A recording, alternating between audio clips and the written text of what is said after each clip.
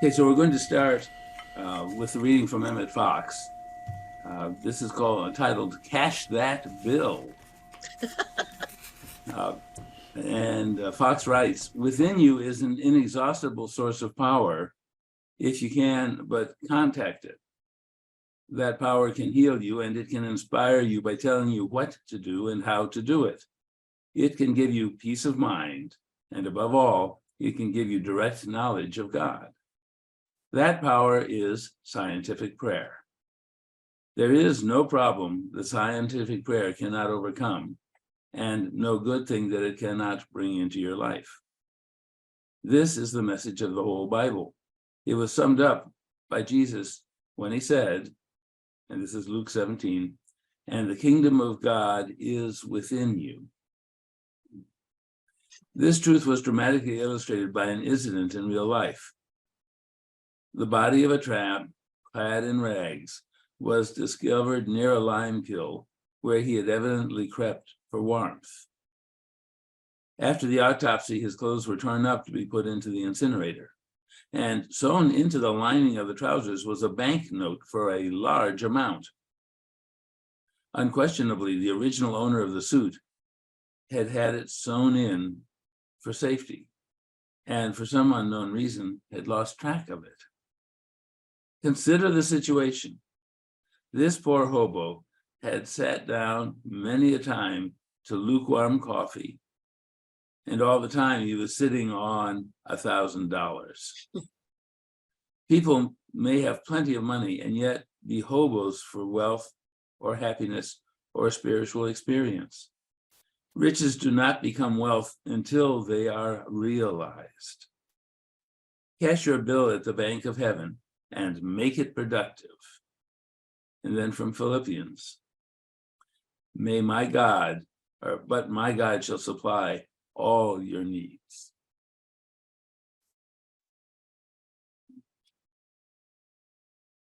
So folks, today we're lucky enough to have Lori give one of her wonderful talks. Lori, what was the title?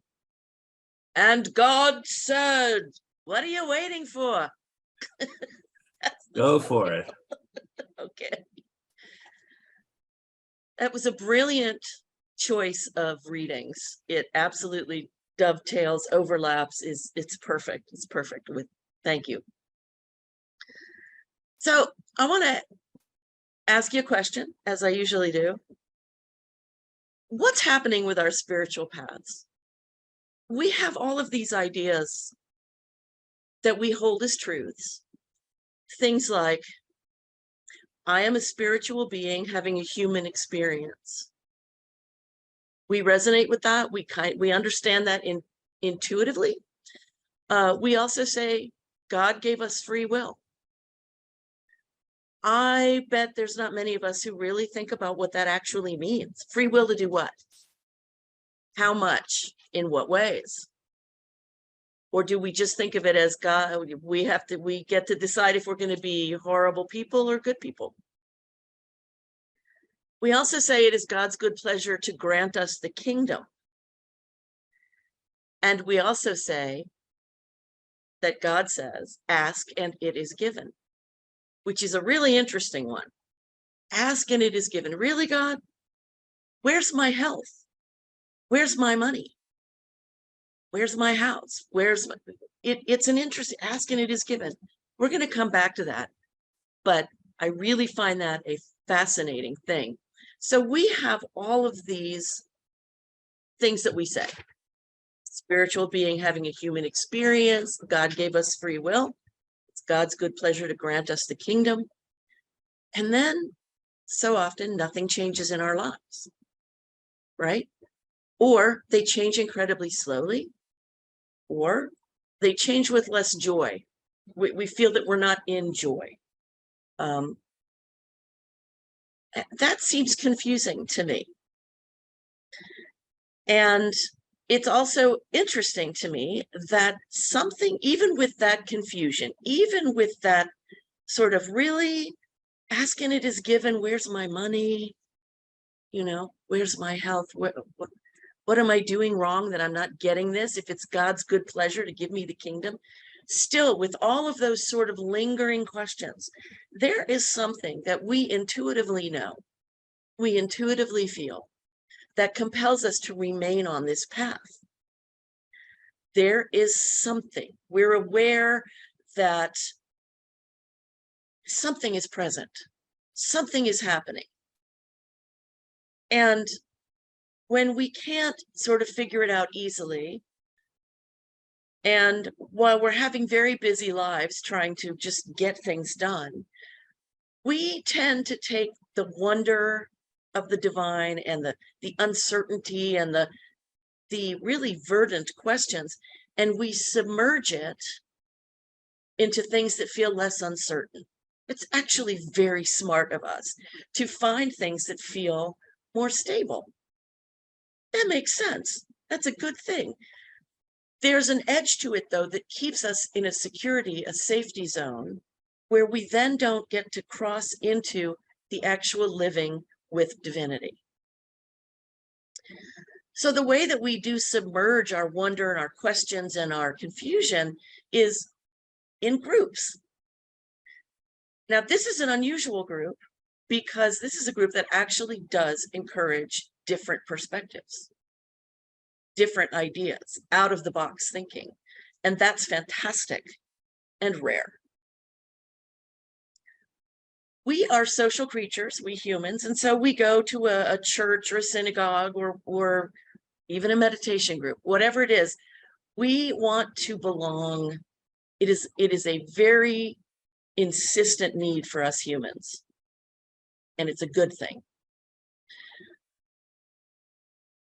What happens in a lot of these groups, though, is that in order to be accepted, in order to be liked, in order to be part of the group, we will go with a set of beliefs, or we'll go with as many as we can and sort of not question the others in order to feel that stability. Very understandable. We've been taught how to make things happen by physical means and by mental effort. You know, I'm going to make this thing work. I'm going to make that thing happen. I'm going to make that thing manifest by focusing really hard on it. So there's this sense of I have to effort to get what I want from God. Now, I have a question. I have several of them during this talk. What if, and it's just a what if we haven't really learned God's lesson yet? What if we haven't gotten the message yet? I think actually we could probably all agree that that would be true for most of us, because we've read a lot of things and we go, God, I understand that. I wish I got that. I wish I could live that. I get it here, but I want to live it. What if we just could say, and I think we can safely say this, I get it, but I haven't gotten it. I don't know what I'm supposed to do to get it. So instead of living in the question, we look for answers, but they do tend to punish us. They're based on our sort of educational way of living. I must be doing something wrong. I must not be praying right. Or we also have things like, it's God's timing, it's just not time yet. Or I had to wait for that thing that finally came because God wanted me to learn something else.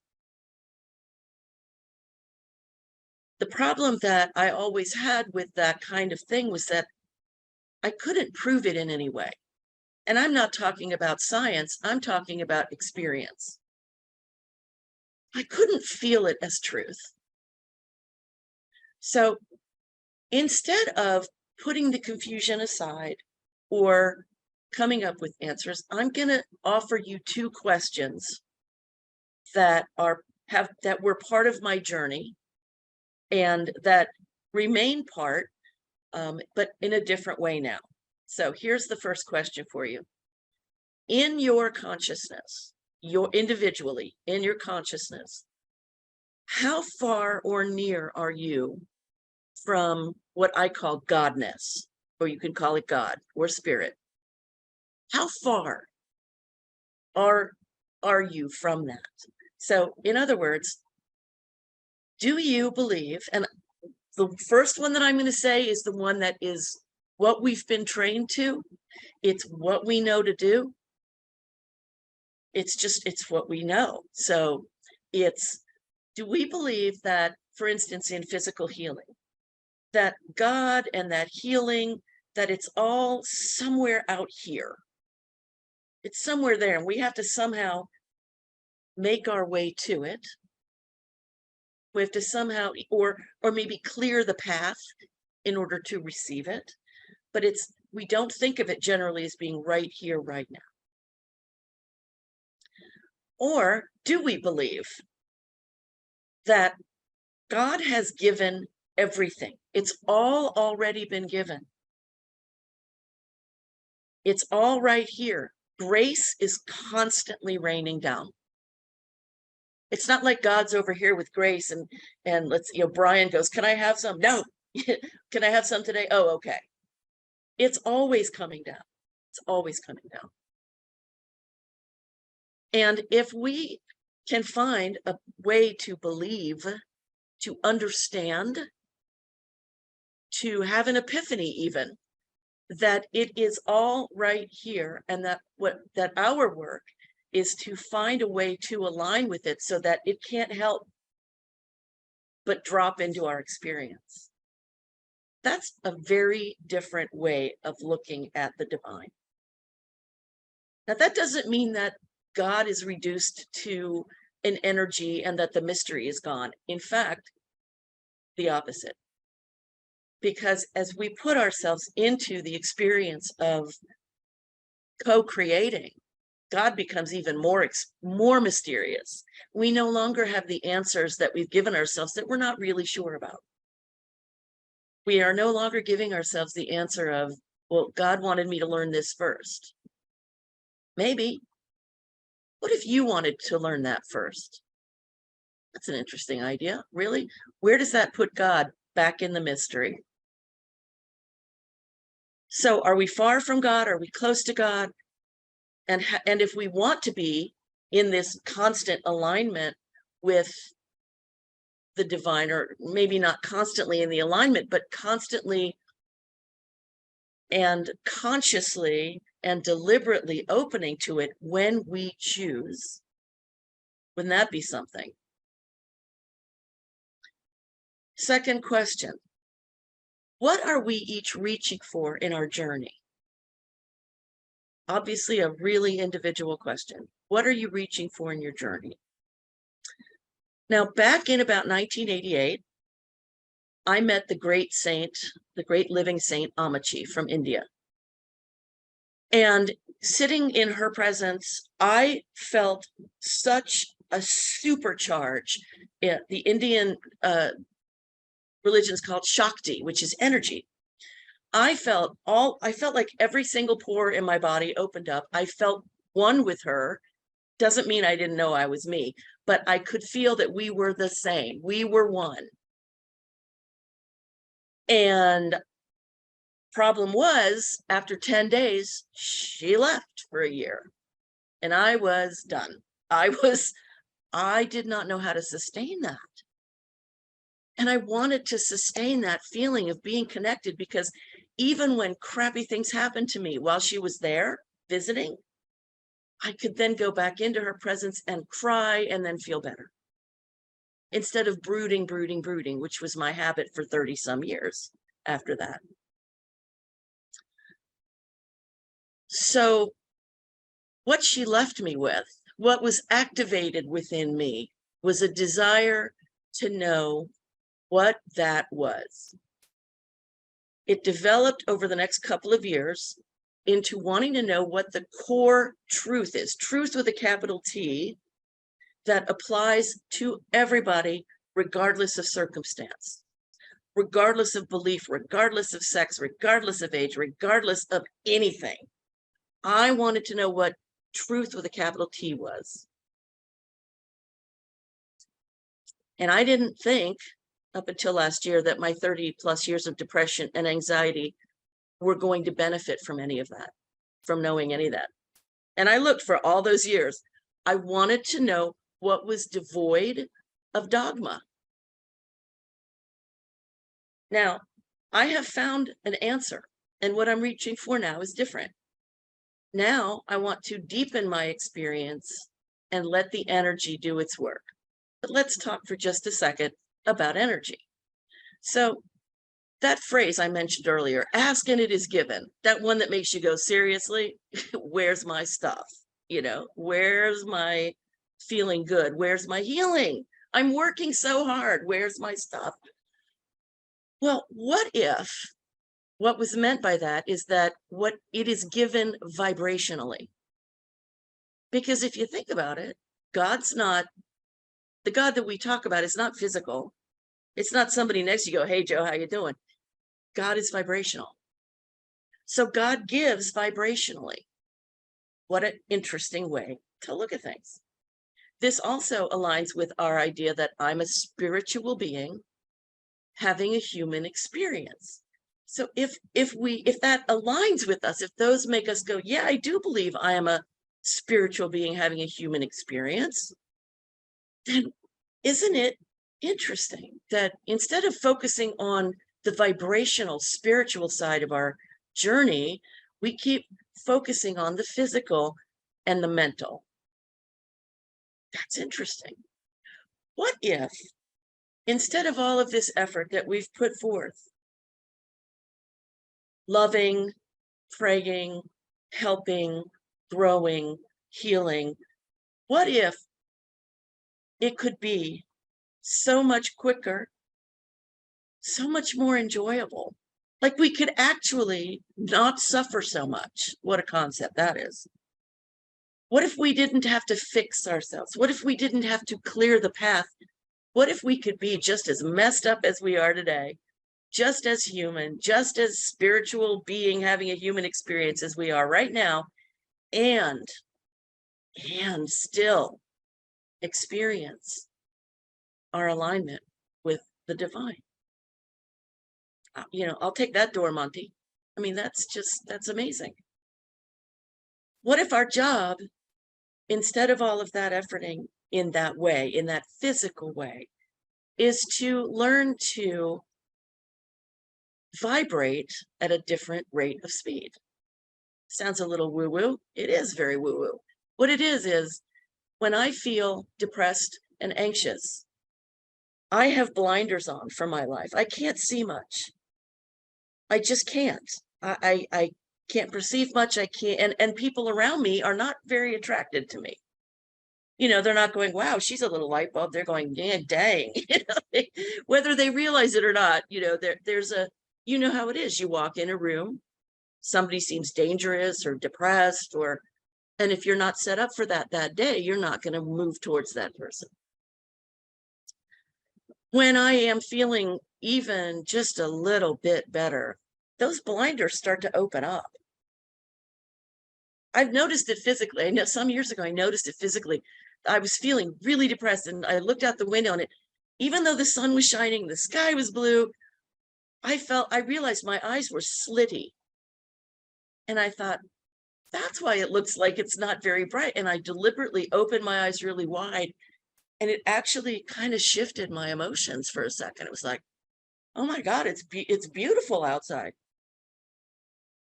So there's a lot to energy. And when we ask for something, so when I want, I'm like, I want a job. I want a really high paying job that I love with people I adore. Like I want the full Monty. I want it all. So God says, done. And it's over here going like this. And I'm over here going like this. Like we're never going to meet, or it's going to take an awful long time. The energy is how we feel about things. So if I sit and I feel about my work that, oh God, I'm never going to get it. Oh God, I'm panicked. Oh God, I don't even know how to begin to find it. Oh God, and I am mired in that energy. It makes it take that much longer. Plus I'm not having a good time. So what if we could take that feeling and nudge it 1%, 0.001%. I'll tell you what happens. If you focus there for just 17 seconds, you're going to get a little boost of endorphins, a little boost of help from the law of attraction, which is simply the way that the energy thing works in our world, which I never knew. Found out last year, started working with it, realized I could change my life and have, and continue to. And I'm having way more fun. So, what if we could take a lower frequency like depression and raise it even a little to something that's better, like even frustration, which is better than depression? What if we could raise it just that much? And the answer is that we can. I can tell you that because I do. And you can. So I offer that to you as serious food for feeling and thought. Oh, this beautiful, beautiful collection of amazing souls comes together to just acknowledge and luxuriate in and bless one another with our recognition of the divine. We are so pleased to recognize God, divinity in our very own mirth, our joy, our love, our softening, our allowing, our moments of beauty and upliftment and kindness when we're down and forgiveness of ourselves. And it is amazing and full of wonderment. And we are so grateful to the divine for being exactly the unimpeded rain of grace that fuels and protects our lives. We live in love and we are grateful for that love. We are blessed, and we are a blessing.